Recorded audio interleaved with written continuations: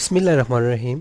Secondary biology chapter number 23 में आज हम ह्यूमन जीनोम प्रोजेक्ट को समझने की कोशिश करेंगे। ह्यूमन जीनोम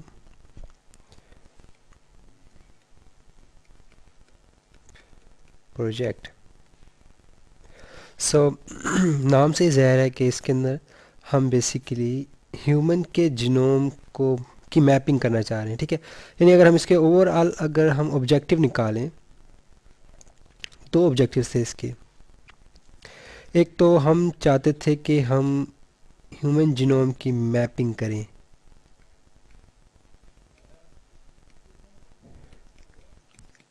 ठीक है, मैपिंग से क्या मुराद है कि मतलब हम देखना चाहते थे कि नंबर ऑफ क्रोमोसोम्स कितने हैं। नंबर ऑफ क्रोमोसोम्स क्रोमोसोम्स 23 हैं। ठीक है, फिर हमने ईच क्रोमोसोम्स के अंदर कौन कौन से जीन्स हैं। सही, each chromosomes has how many genes. ठीक है, इससे आप क्या कहते हैं, ह्यूमन जीनोम मैपिंग कहेंगे। यानी आपने जीनोम के अंदर क्रोमोसोम्स देखे, फिर उन क्रोमोसोम्स की देखा उसके अंदर कितने जीन्स हैं और वो जीन्स किस किस फंक्शन को कंट्रोल कर रहे हैं। ठीक है, ये ह्यूमन जीनोम मैपिंग है। दूसरा, to construct a base sequence map. Base sequence map of human DNA.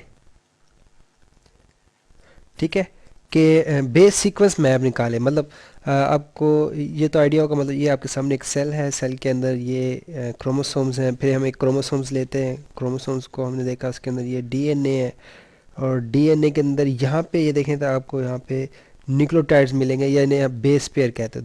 These are base pairs. तो ह्यूमंस के अंदर ऑलमोस्ट जो सा है वो 2 बिलियंस या बल्कि 3 बिलियंस जो है ना, 3 बिलियन ऑफ बेस पेयर्स मौजूद हैं ह्यूमन जीनोम के अंदर। ठीक है, तो इन 30 बिलियन बेस पेयर की सीक्वेंसिंग करना। ठीक है, यानी इसके ऊपर अगर हम थोड़ा सा मज़ीद अगर मैं स्ट्रेस डालूँ तो 3 बिलियन बेस पेयर का क्या मतलब है कि आप इसके अंदर 200 इनका इंसाइक्लोपीडिया लिख सकते हैं। इंसाइक्लोपीडिया, ठीक है, और उन 200 इंसाइक्लोपीडिया में हर एक के अंदर विद ईच 2000 वर्ड्स, नहीं सॉरी 2000 के क्या 1000 पेजेस। ठीक है, उसके हर एक के अंदर कितने होंगे, 1000 पेज होंगे, और हर पेज में तकरीबन 500 लेटर्स तो होंगे कम से कम, विद 500 लेटर्स। तो इतना जो सा है वो इंफॉर्मेशन हमारे डीएनए या हमारे जीनोम के अंदर स्टोर है। ठीक है, तो फर्स्ट क्या था, हमने सिर्फ जीन्स की मैपिंग करनी, कौन सा जीन कहाँ पे लोकेट कर रहा है, कौन सा जीन क्या प्रोटीन बना रहा है, किस जीन से क्या बीमारी हो रही है। ठीक है, किस क्रोमोसोम पे है। जबकि दूसरा जो हमारा जो कह लें कि थोड़ा मुश्किल भी था सीक्वेंस करना, कि पूरा डीएनए जो सा है हमारा ह्यूमन डीएनए जो कि 23 क्रोमोसोम पे फैला हुआ है, तो उसके अंदर कौन कौन से बेस पेयर हैं और किस तरतीब से पड़े हैं। सही, ये प्रोजेक्ट था, और ये सबसे पहले इसका इनिशिएटिव जो सा था वो अमेरिकन गवर्नमेंट ने लिया था। ठीक है, ये राउंड अबाउट 1999 में या 2000 में स्टार्ट हुआ था, और अब ये कंप्लीट हो चुका है। ठीक है, यानी इसके अंदर ह्यूमन जीनोम मैपिंग भी हो चुकी है और बेस पेयर सीक्वेंस भी मार्केट में अब आ चुका है, यानी इसके आपको फाइल्स मिल जाएंगी। अब हम देखते हैं कि यानी ये हुआ किस तरह, और मतलब इसका करने का फ़ायदा क्या है। 1999 के अंदर, ठीक है, इन 1999 जो सबसे छोटा chromosome that is 22, chromosome number 22 उसको एनालाइज किया गया था। ठीक है, जो सबसे छोटा क्रोमोसोम स्मॉलेस्ट क्रोमोसोम है, तो उसका हमने कह लें कि जीनोम मैपिंग भी की। जीनोम मैपिंग और आपको बेस पेयर सीक्वेंस में फ़र्क पता लग गया। मतलब जीनोम एक्चुअली जो डीएनए होता है ना, वो सारा ही प्रोटीन नहीं बनाता या सारा ही एक्सप्रेस नहीं होता, कुछ इसमें हेट्रोक्रोमेटिन होता है जो कि एक्सप्रेस नहीं हो पाता। ठीक है, तो जब हम जीनोम मैपिंग करेंगे तो उसके अंदर वो डीएनए होगा जो एक्सप्रेस हो पाएगा, ठीक है। और जब हम बेस पेयर सीक्वेंसिंग करेंगे तो उसके अंदर वो डीएनए भी होगा जो कि एक्सप्रेस नहीं हो रहा है, जिसकी प्रोटीन्स नहीं बन रही। सही। सो क्रोमोसोम नंबर 22 की जीनोम मैपिंग की उसकी बेस पेयर सीक्वेंसिंग की। तो उसके बाद साइंटिस्ट को ये आइडिया मिला, ठीक है, दे गेट द आइडिया कि जो ह्यूमन जीनोम है ये पॉसिबल है, ह्यूमन जीनोम इज़ पॉसिबल। फिर उन्होंने हर क्रोमोसोम को स्टडी करना शुरू किया। यानी सबसे पहले उन्होंने सिर्फ क्रोमोसोम नंबर 22 पे उन्होंने अपना अंदाज़ा लगाया कि अगर इसकी सीक्वेंसिंग हो सकती है तो हम बकाया क्रोमोसोम्स भी कर सकते हैं, ठीक है। फिर आहिस्ता आहिस्ता 2001 तक, यानी 1999 के अंदर शुरू हुआ, 2001 के अंदर यानी जो सारी सीक्वेंसिंग थी, कह लें कि ह्यूमन जीनोम मैपिंग जो सी थी वो लॉन्च हो गया था, ठीक है। और फिर उसके बहुत ब्रिलियंट आउटकम्स आना शुरू हुए, ठीक है। फिर इसलिए उसके ऊपर काफ़ी रिसर्च होती रही और हो भी रही है, आज आज आज तक हो रही है। अच्छा, एक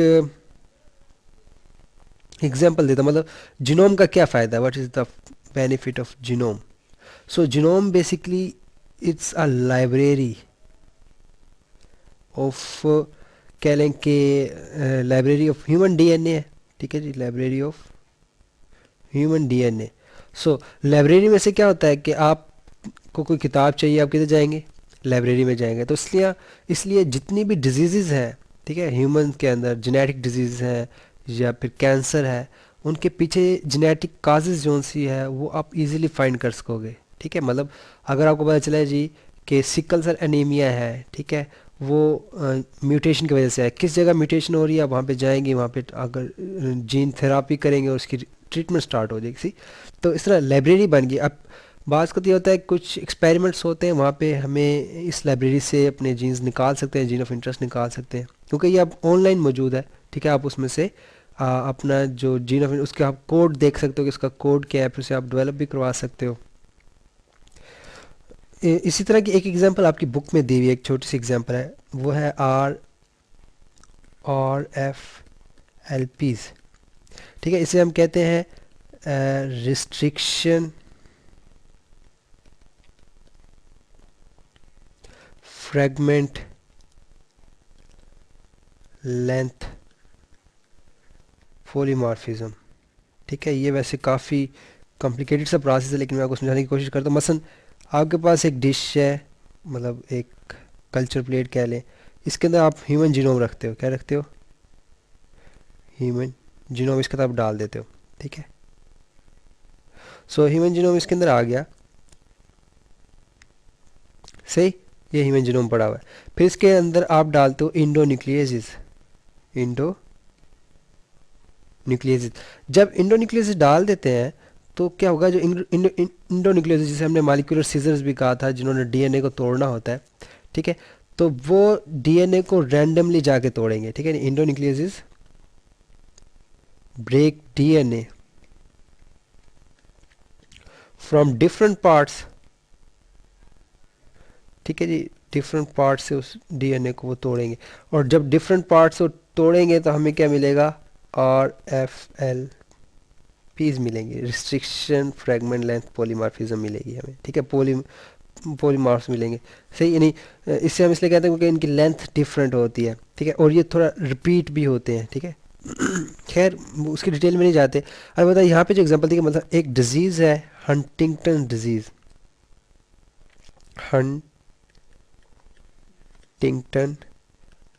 डिजीज़, ठीक है।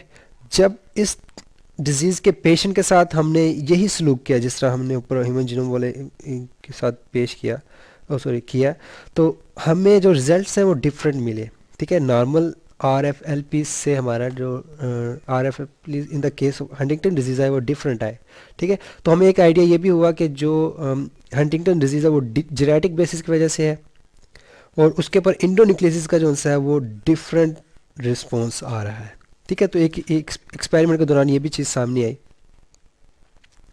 सही। फिर हुआ ये था कि शुरू में जो सा था ये ह्यूमन जीनोम प्रोजेक्ट जो सा सिर्फ अमेरिकन गवर्नमेंट का हिस्सा था। फिर आहिस्ता आहिस्ता दूसरी कंपनीज भी बीच में आ गई, ठीक है, प्राइवेट कंपनियां भी बीच में आती रही। और ये आपके सामने जो डायग्राम है बेसिकली ये ह्यूमन जीनोम मैपिंग क्या है, ठीक है, ये नहीं, ये ह्यूमन जीनोम मैपिंग है, ठीक है। अभी आप समझोगे इसमें लाइनें पड़ी हैं, बेसिकली ये लाइनें अगर आप नीचे एक्स क्रोमोसोम को देखो तो फिर आपको आइडिया होगा। ये लाइनें बेसिकली उनके जीन्स को लोकेट करेंगे, कौन सा जीन्स किस डिजीज़ से लिंक है और वो क्या कर रहा है, ठीक है। फॉर एग्जांपल एक्स के अंदर आप देखें तो इसमें बहुत सी डिजीज़ हैं जो हमने पढ़ी थी। फॉर एग्जांपल हमने कलर ब्लाइंडनेस पढ़ी थी, हीमोफीलिया पढ़ा था, ठीक है, हीमोफीलिया बी है, सही है। इस और वैसे इसमें से हमने कोई नहीं पढ़ी, लेकिन ये सारी डिजीज़ हैं। हाइपोफास्फेटेमिक डिजीज़ है जो कि हमने स्केलेटन्स के अंदर पढ़ी थी, ठीक है।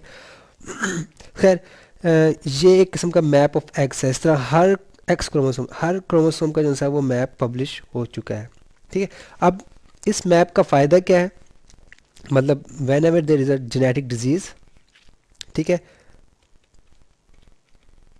जेनेटिक डिजीज़ होती है तो हम क्या करेंगे, हम उसके जो रेस्पेक्टिव जीन है, ठीक है, जो रेस्पेक्टिव क्रोमोसोम क्रोमोसोम को निकालेंगे, ठीक है। फॉर एग्जांपल हमारे पास था डिजीज़ है हीमोफीलिया, ठीक है। हीमोफीलिया के लिए हमने रिस्पेक्टिव क्रोमोसोम निकालेंगे, कौन सा, ये बनेगा 23rd, ठीक है, 23rd, यानी जो कि एक्स वाई क्रोमोसोम है उसके अंदर भी सिर्फ एक्स जोन सा है, उसके अंदर ये कह लें कि हीमोफीलिया की डिजीज़ मौजूद होती है, ठीक है। इसे 45th कह लें, वैसे अगर डबल करेंगे तो 45th हो जाएगा। तो फिर इस एक्स को आप निकालेंगे, ठीक है, इसकी स्टडी करेंगे, ठीक है। स्टडी की आपने देखा, यानी स्टडी से क्या मुराद है कि आप उसकी कह लें कि मतलब पीसीआर करेंगे, पीसीआर करने के बाद आप उसे नॉर्मल से, मतलब नॉर्मल कोड तो आपका उसमें पड़ा हुआ है, मतलब ऑनलाइन पड़ा हुआ है, ठीक है। आप कंपेयर करोगे कहाँ पे म्यूटेशन आ रही है, स्टडी की आपको पता चला जी जीन्स में क्या है, म्यूटेशन आ गई, कहीं पे जेनेटिक सीक्वेंस चेंज आ गया। अब म्यूटेशन आ गई तो आप उसको फिर रिकवर यानी ठीक करने की कोशिश करोगे। ठीक किस तरह करोगे, आप उसे जीन थेरापी की तरफ ले जाओगे, ठीक है। आप पेशेंट को रिकमेंड करोगे कि आप क्या करवाओ, जीन थेरापी। फिर जीन थेरापी में क्या होगा, जीन थेरापी टेक्निक में क्या होता है कि हम जो यानी नॉर्मल जीन है, नॉर्मल जीन को रिप्लेस करने की कोशिश करेंगे टू डिजीज्ड या म्यूटेटेड कह लें जीन से, ठीक है, रिप्लेस बाय म्यूटेटेड जीन्स। सो उस रिप्लेसमेंट के बहुत से प्रोसीजर है, मतलब हम बाज़ का जीन गन यूज़ करते हैं, बाज़ को कोई वेक्टर के ज़रिए हम भेजते हैं, बाज़ हम मेडिसिन के ज़रिए हम डीएनए इंसर्ट करवाने की कोशिश करते हैं। लेकिन वो जो कह लें कि जीन थेरापी सारी टेक्निक है वो किस पे बेस कर रही होगी, इसी मैप के ऊपर, ठीक है। यानी हमें एक्स क्रोमोसोम का मैप पता होगा तो हमें आइडिया होगा यार यहाँ पे प्रॉब्लम आ रहा है, तो हम इस तरह इसको रिकवर कर सकते हैं, ठीक है। सो इस तरह यानी क्रोमोसोम मैपिंग का बहुत बड़ा फ़ायदा है। अच्छा, ये पढ़ तो लिया हमने, इसका फ़ायदा क्या है और इसके ऑब्जेक्टिव क्या कहते हैं शुरू में जो हमने पढ़ा है। अब हम देखना चाहते हैं ये किया किस तरह इन्होंने, नहीं इतना बड़ा काम किस तरह कर सकते हैं ये। तो उनके कुछ सिंपल से स्टेप्स थे जो हम थोड़ा बहुत तो पहले भी डिस्कस कर चुके हैं। मतलब पहला स्टेप, अगर हम प्रोसीजर पे आए, प्रोसीजर इनका क्या था, इन्होंने जीनोम लिया, मतलब ह्यूमन जीनोम डीएनए वगैरह, उसको उन्होंने चॉप करवाया। चॉप से क्या मुराद है, चॉप मतलब स्लाइस करवाए उसके, ठीक है। कौन करेगा स्लाइसिंग, ठीक है, ये हम बार बार पढ़ चुके हैं, इंडोन्यूक्लियेसिस एंजाइम्स होंगे, ठीक है, जो इन्हें स्मॉल पीसेस के अंदर तोड़ देंगे, सही। फिर जो चॉप डीएनए है, ठीक है, मोस्टली जो चॉप डीएनए होगा ना उसका जो साइज़ होगा वो होगा chopped DNA with almost 1000 to 2000 base pairs के साथ, ठीक है। उनका साइज़ जो सा है वो 1000 से 2000 बेस पेयर्स होगा, उसका वो पीसीआर करवाएंगे, ठीक है जी, पॉलीमरेज चेन रिएक्शन, उसकी मल्टीपल कापीज़ बनवाएंगे, सही है। और जो पीसीआर के बाद हमारे पास कह लें कि क्रोमोसोम जमा होगा, उसकी हम इलेक्ट्रोफोरेसिस करवाएंगे,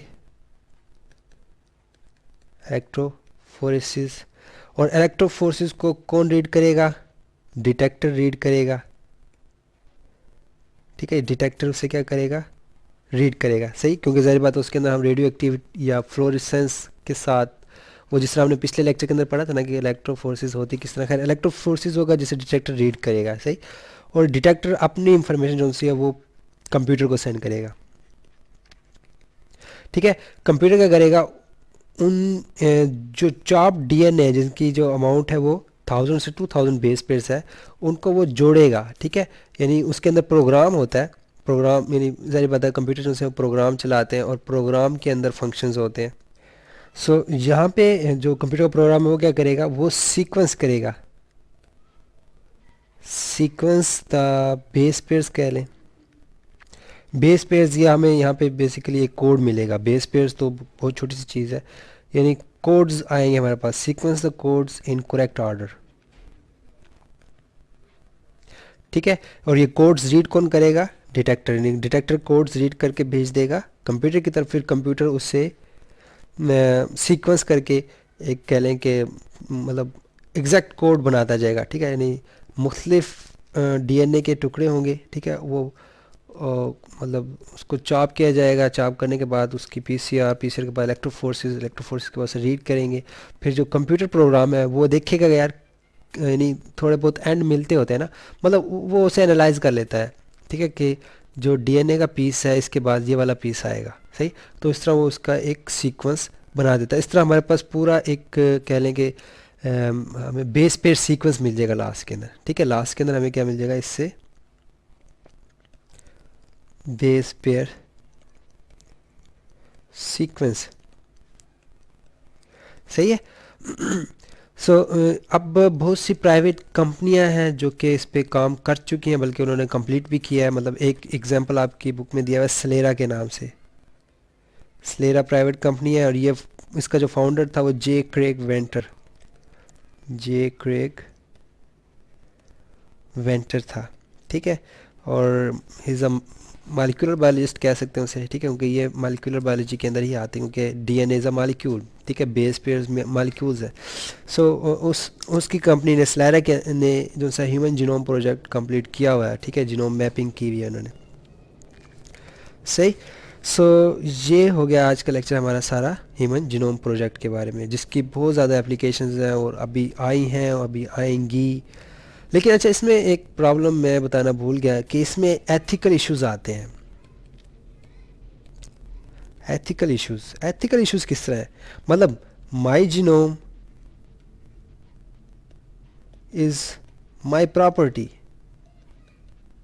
ठीक है, कि मतलब मेरा जो सीक्वेंस है जीन का सीक्वेंस वो मेरी मलकियत है, ठीक है, मैं क्यों चाहूँ कि इसे मैं किसी को दूँ, ठीक है, या कोई इसके ऊपर कोई एक्सपेरिमेंट करे, ये बहुत बड़ा इशू आ रहा है। और दूसरा क्या पता वो मेरी ही कॉपी कोई बना ले, ठीक है, इसके ऊपर फिल्में भी काफ़ी बन चुकी हैं, सही। So there are many ethical issues regarding this genetic engineering, ठीक है, जेनेटिक इंजीनियरिंग के अंदर काफ़ी इस तरह के इश्यूज आते हैं। और जब हम आगे बायोटेक्नोलॉजिकल प्रोडक्ट्स पढ़ेंगे तो वहाँ पे हम थोड़ा बहुत इसे डिस्कस भी करेंगे। लेकिन एनी हाउ अभी तक एनिमल्स पे, प्लांट्स पे, बैक्टीरिया पे, इस पे बहुत काम हो चुका है, ठीक है, क्लोनिंग हो चुकी है, फिर उसके अंदर हम यानी ट्रांसजेनिक बैक्टीरिया हमने बनाए थे और फिर उससे हमने प्रोडक्ट निकालेंगे, आगे भी बात करेंगे हम इसके बारे में। सो अलबत्ता इस फील्ड में सबसे बड़ा इशू जो है वो एथिकल इश्यूज आते हैं कि हमारा जो दीन है, मज़हब, या कह लें कि हमारे जो रस्म रवायात हैं वो इस चीज़ की इजाज़त नहीं देते, या हमारी सोच इस चीज़ की इजाज़त नहीं देती कि हम अपना जीन किसी भी सूरत किसी को दें, ठीक है, कि वो उसका इस्तेमाल करे, बेशक वो अच्छे काम के लिए करे, लेकिन ये थोड़ा सा इशू बन जाता है इस चीज़ पे, सही। सो चलें, ये ह्यूमन जीनोम प्रोजेक्ट हो गया। अगले लेक्चर के अंदर हम बायोटेक्नोलॉजी के प्रोडक्ट्स के बारे में बात करेंगे, like transgenic bacteria, transgenic animals वगैरह।